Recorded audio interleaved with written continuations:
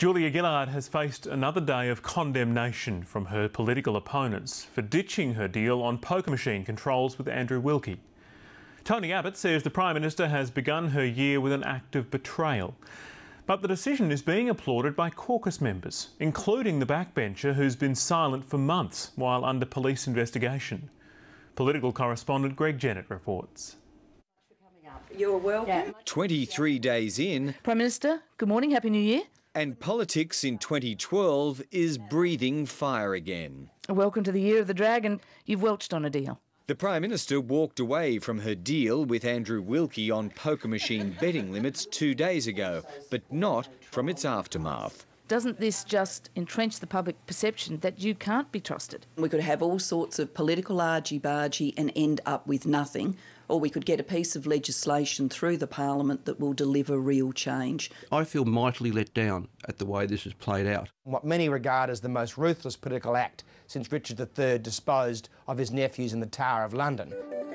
Julia Gillard's gambling package will centre on a $37 million trial of electronic cards to limit bets in ACT clubs.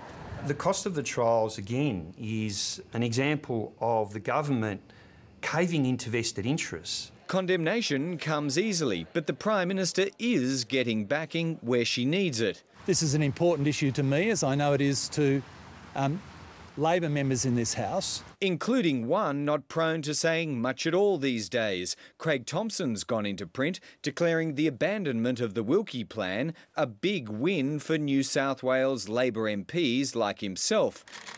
The member for Dobell's under police investigation and a very big target for Tony Abbott this year.